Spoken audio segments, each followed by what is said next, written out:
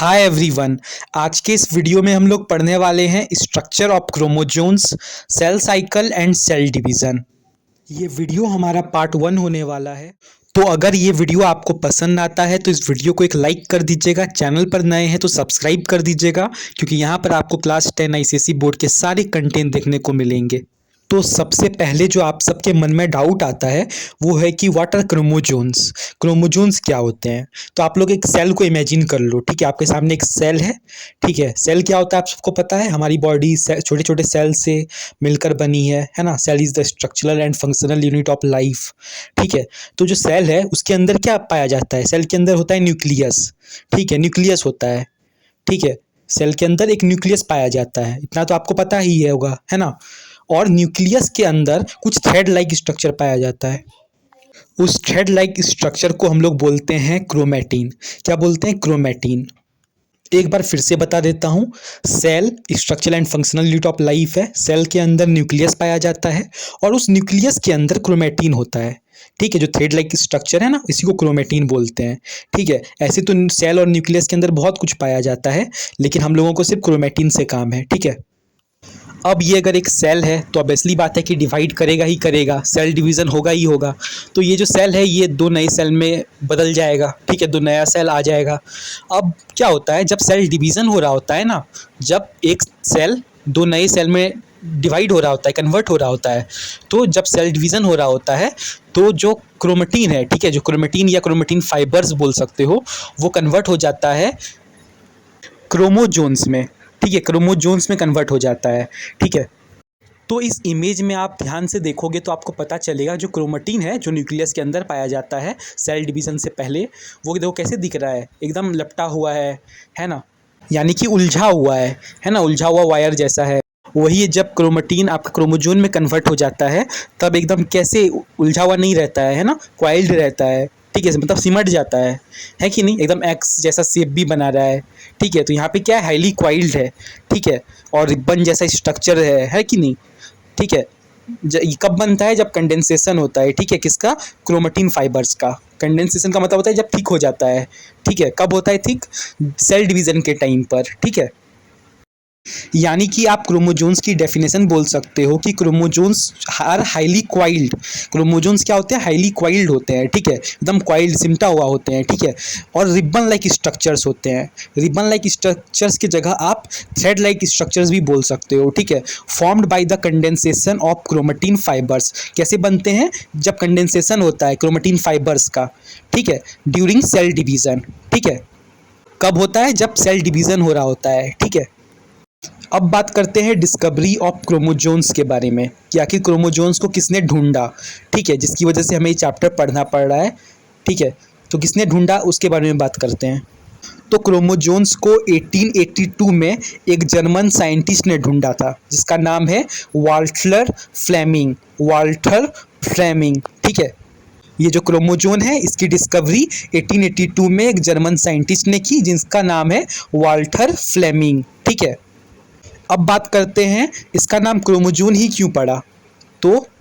तो देखो, हुआ यूँ था कि ये जो जर्मन के साइंटिस्ट हैं वाल्टर फ्लेमिंग, इन्होंने जब सेल के अंदर न्यूक्लियस देखा तो आराम से इनको सेल भी दिख गया, न्यूक्लियस भी दिख गया। ठीक है, ये माइक्रोस्कोप से देख रहे थे।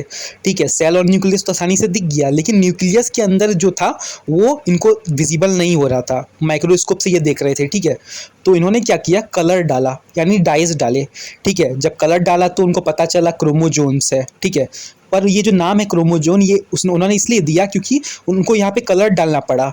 ठीक है, तो इसका नाम उन्होंने कुछ कलर से रिलेटेड डालने का सोचा। ठीक है, तो कलर से रिलेटेड क्रोमोजोन निकला। यहाँ पे जो वर्ड है क्रोमो, इसका मतलब होता है कलर्ड, और जो सोमा वर्ड है इसका मतलब होता है बॉडी। तो क्रोमोजोन का मतलब ही होता है कलर्ड बॉडी, इसलिए उन्होंने क्रोमोजोन इसका नाम रखा। ठीक है, अब वापस आ जाते हैं हम लोग क्रोमेटिन में। ठीक है, तो हमने पढ़ा कि सेल के अंदर न्यूक्लियस होता है और न्यूक्लियस के अंदर क्रोमेटिन होता है। तो क्रोमेटिन किससे बना हुआ होता है, हम लोग ये पढ़ने जा रहे हैं। ठीक है, तो क्रोमेटिन दो चीज़ों से मिलकर बना हुआ होता है। ठीक है, तो पहली जो चीज़ है वो है डीएनए, जिसका फुल फॉर्म है डीऑक्सी राइबोन्यूक्लिक एसिड। ठीक है। और दूसरा जो चीज़ है जिससे क्रोमेटिन बना है वो है हिस्टोन्स प्रोटीन, ठीक है। हिस्टोन्स एक तरह के प्रोटीन्स होते हैं, इसलिए इनको हम लोग हिस्टोन्स प्रोटीन्स बोलते हैं, ठीक है। जो डीएनए है वो 40% पाया जाता है क्रोमेटिन के अंदर, और जो हिस्टोन्स है वो 60% पाया जाता है क्रोमेटिन के अंदर, ठीक है। और इन्हीं दोनों से मिलके क्रोमेटिन बनता है। अब हम लोग कुछ क्वेश्चंस को प्रैक्टिस करते हैं, ठीक है। तो पहला जो क्वेश्चन है वो है द टर्म क्रोमोजोन्स लिटरली मीन्स, ये जो टर्म है क्रोमोजोन्स इसका क्या मतलब होता है, ठीक है।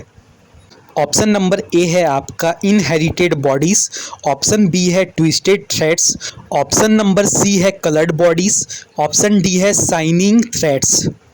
तो अगर आपको इसका आंसर पता है तो इस वीडियो को पॉज करके कमेंट कर देना। खैर इसका आंसर मैं आपको बता देना चाहता हूँ। ये जो क्रोमोजोम्स है इसका मतलब होता है कलर्ड बॉडीज़, है ना। क्रोमो का मतलब होता है कलर और जोम का मतलब होता है बॉडीज़, ये मैंने आपको बताया था, ठीक है। अब हम लोग क्वेश्चन नंबर 2 देखते हैं, ठीक है, कि the chromatin material is formed of, जो क्रोमेटिन मटेरियल है वो किससे बना हुआ होता है। अभी मैंने आपको बताया कि क्रोमेटिन 2 चीज़ों से मिलकर बना हुआ होता है, ठीक है। तो ऑप्शन है आपका, ऑप्शन नंबर ए है आपका डीएनए ओनली, सिर्फ डीएनए से बना हुआ होता है, तो ये तो हो नहीं सकता, है ना। ऑप्शन बी है आपका डीएनए एंड हिस्टोन्स, डीएनए और हिस्टोन्स से मिलके बना हुआ है, तो हाँ बिल्कुल यही करेक्ट आंसर है, ठीक है। ऑप्शन सी जाने की ज़रूरत ही नहीं है ना, ऑप्शन बी ही का सही है ना, कि जो क्रोमेटिन है वो 2 चीज़ से मिलके बना हुआ होता है, एक डीएनए और हिस्टोन्स, ठीक है। डीएनए आपको पता है, उसका डीएनए का फुल फॉर्म क्या होता है, ये भी पूछा जाता है कई बार। तो डीएनए का फुल फॉर्म होता है डीऑक्सी राइबो न्यूक्लिक एसिड, ठीक है। और हिस्टोन्स तो आपके प्रोटीन होते हैं, ठीक है। नेक्स्ट जो क्वेश्चन है हमारा वो है कि हु डिस्कवर्ड क्रोमोजोन्स, क्रोमोजोन्स को किसने डिस्कवर किया। तो हमने पढ़ा ही है कि क्रोमोजोन्स को 1882 में एक जर्मन साइंटिस्ट जिसका नाम है वाल्टर फ्लेमिंग ने डिस्कवर किया है, ठीक है। और ये एक आपका लास्ट क्वेश्चन है पर बहुत इंपॉर्टेंट क्वेश्चन है, डिफाइन क्रोमोजोन्स, क्रोमोजोन्स को डिफाइन करना है, ठीक है। तो अभी मैंने आपको डेफिनेशन बताई थी क्रोमोजोन्स की, कि chromosomes are highly coiled ribbon like structures formed by the condensation of chromatin fibres during cell division, ठीक है। तो ये जो क्वेश्चंस मैंने आपको बताए ये बहुत ही इंपॉर्टेंट क्वेश्चंस थे एग्जाम पॉइंट ऑफ व्यू से, तो इन क्वेश्चंस को ज़रूर प्रैक्टिस कीजिएगा। और आई होप आपको ये वीडियो पसंद आया होगा, है ना। मैंने काफ़ी अच्छे से आपको समझाने की कोशिश की, आपको समझ में आया होगा, ठीक है। अगर कोई डाउट रह जाता है तो आप हमें कमेंट करके पूछ लेना, हम आपको रिप्लाई ज़रूर करेंगे। और अगर आपको उसका पार्ट 2 चाहिए तो आप हमें कमेंट कर सकते हैं। और अगर आपने अभी तक हमारे चैनल को सब्सक्राइब नहीं किया है तो प्लीज़ कर लेना, क्योंकि यहाँ पे आपको क्लास 10 आईसीएसई बोर्ड के सारे कंटेंट देखने को मिलेंगे, वो भी फ्री ऑफ कॉस्ट में, ठीक है। तो मिलते हैं हम लोग पार्ट 2 में। पार्ट 2 में हम लोग डीएनए और हिस्टोन्स के बारे में डिटेल में पढ़ेंगे, स्ट्रक्चर पढ़ेंगे क्रोमोजोन्स का, और साथ ही साथ हम लोग पढ़ेंगे नीड फॉर न्यू सेल्स, आखिर हमें नए सेल्स की ज़रूरत क्यों पड़ती है, ठीक है। तब तक के लिए बाय।